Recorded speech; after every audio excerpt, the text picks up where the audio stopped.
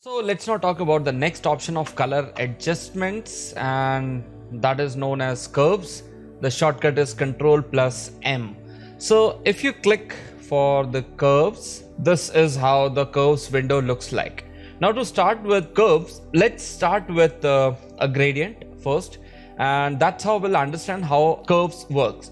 So with this gradient, we will apply curves on it, and then you can see there is an image which is again the histogram. So you can see that the histogram is fitted into a square zone, but it's the same histogram. Now the concept of curves is, you can see there is a diagonal line, and you can see there is a grayscale bar which says input, and there is again a grayscale bar which is from like black to white that says output.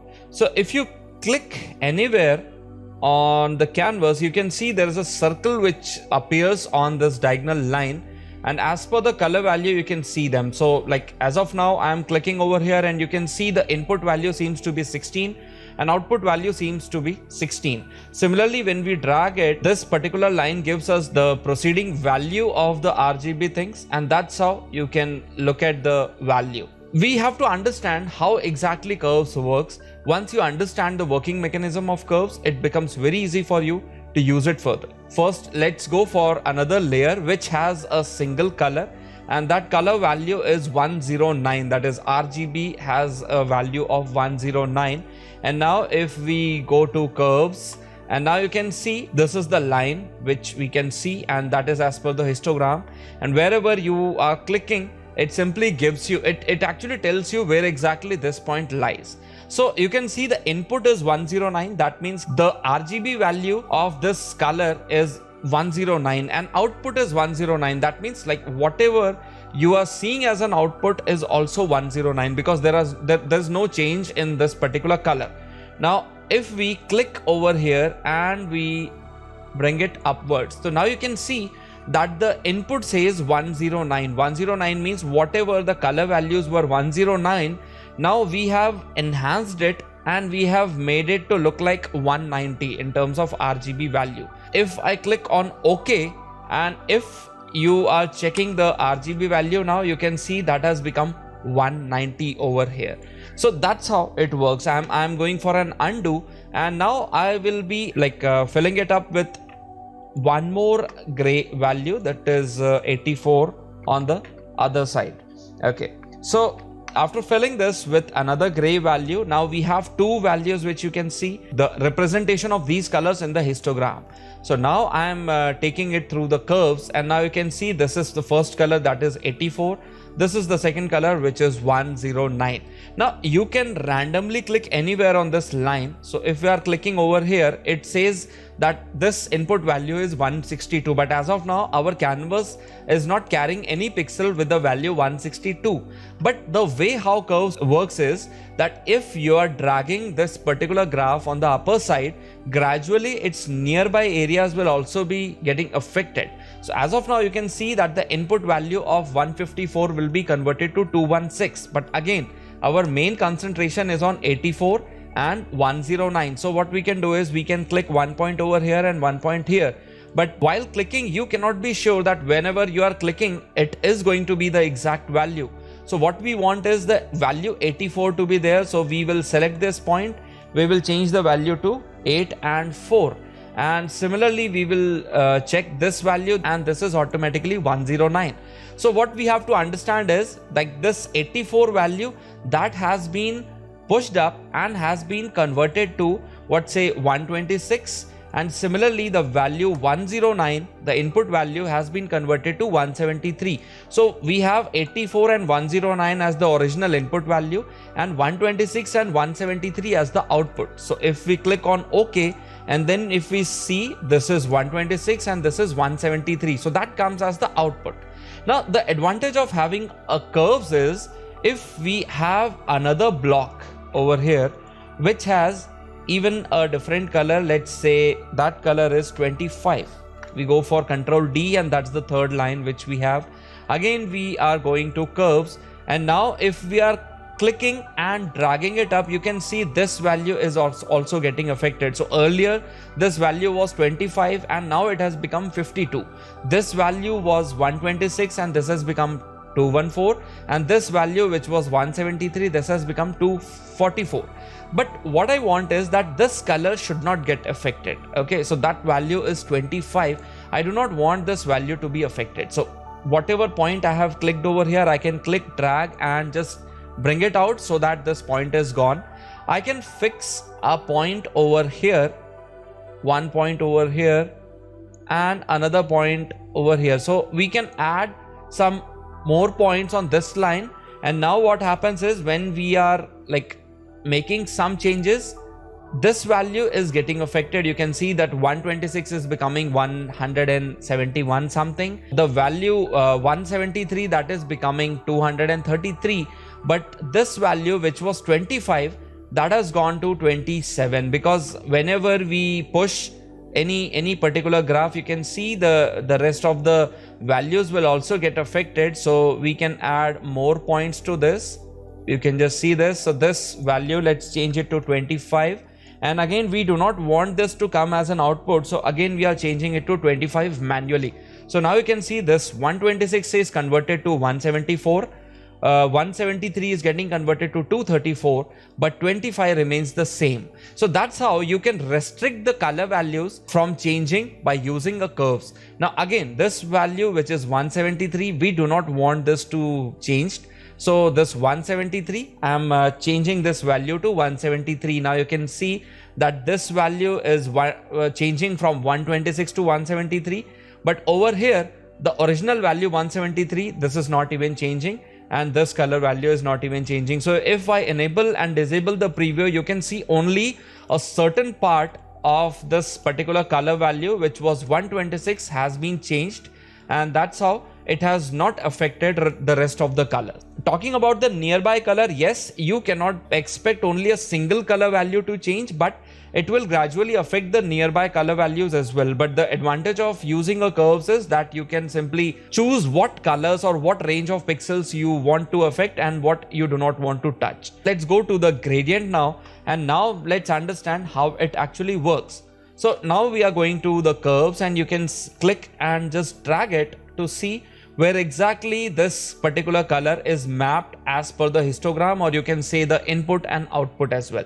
So histogram is just going to give you an idea where exactly these pixels are more or where exactly the pixels are lesser. That's it.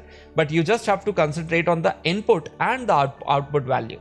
So as of now, whatever is available over here as a 50% gray value, you can say, let's make some changes and let's change this particular color either to pure white or either to pure black. So for that particular case, we can see this is like input 126, 127 or 128. So I am just randomly clicking over here. I'm also clicking again on this line so that we like the nearby colors should not get affected. And we are selecting this one. Let's say this is input number 128. We want this to become a pure white, so we will be entering a manual value of 255. So now you can see this is how the colors are changing. You can see the graphs are also affected. So we can add more points to like make this graph appear in a smoother way. There's no harm in adding any extra points. So now you can see that the values are going from black to gray. And as per the input value is lesser, but the output is actually going towards white. Again, it's coming toward the 50% gray and then smoothly moving towards white. So that's how the graph is seen.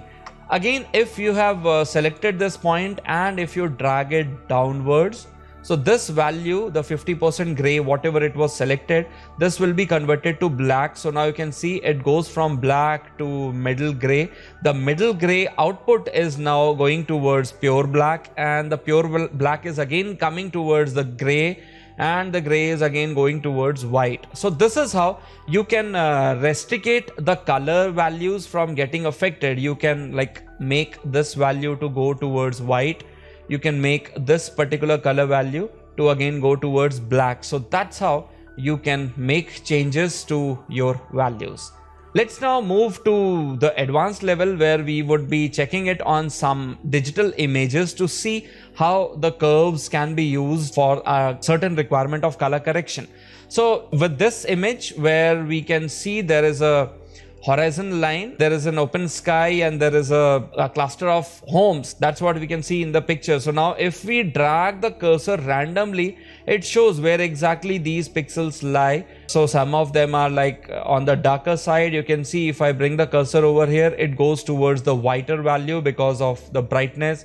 This value, you can see that this is not pure white, but it is almost near to the white. Again, this value, this is again somewhat near to the white. So we can simply go for any kind of color correction in this. I'm adding some certain points over here, and now we would like to go for some changes in the skyline. So you can see this is the darkest value of the sky and this is the brighter side of the sky. So we can click and drag. Now you can see only the sky is getting affected. It's not going to affect the part of the houses. So we can either make the sky a little brighter or we can make it a little darker as per your requirement, or you can make it on the opposite side. So we can make the houses to go on the darker side, or we can make these houses to become on the brighter side. So that's how we can enhance the values, or we can make some changes in this. Also, we have an option of channels in this. So in case if you want to go for red channel, or you want to go for green channel or blue channel, you can just understand that this particular value, the blue channel lies somewhere over here.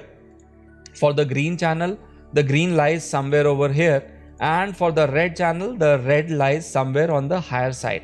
So for the red channel, if we are blocking this side and we want to enhance the upper part, so what happens is either we will be reducing the red from the skyline, or we will be adding more red to the skyline. So for example, we want a blue sky to be seen over there, so we will reduce red, and in the similar way we can add more blue to this. So that's how you can disable and enable the preview to see what we have got in this particular scenario. Also, if you again go back to red and if you decrease red, you can see you will be getting more cyan on the darker areas, or if you increase the red, this is what you will be getting.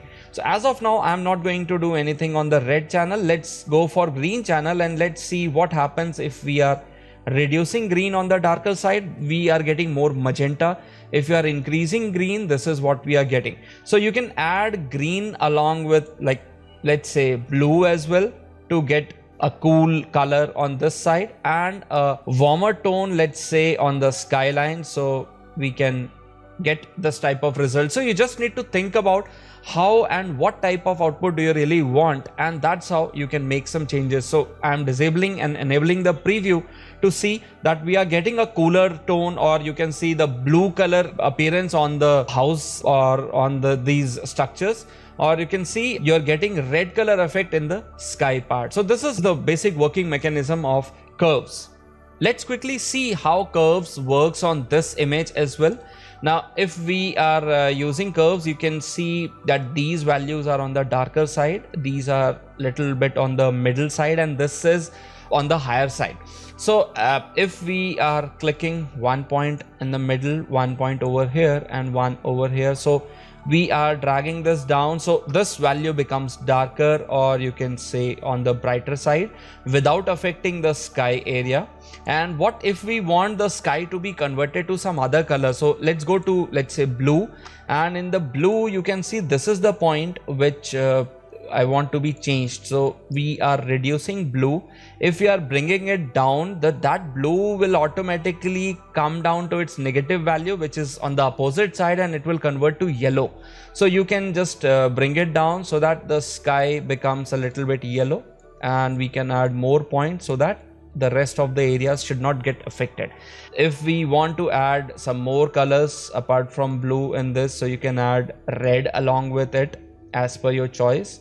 So wherever you want to add more and more color, or you want to reduce it, that's entirely your call how you can take it ahead. You also have 3 droppers, which you can see. This is basically the sampling of the black point, gray point and the white point, which is like totally 100% similar to what you have already seen in the levels. So you can use it in the same way, and it will just adjust the curves automatically for you. A very important point to remember about the curves is that the number of points which you can add on this line. So by default, you can see there are like 2 points which are already available, and you can add another 14 points on this particular line.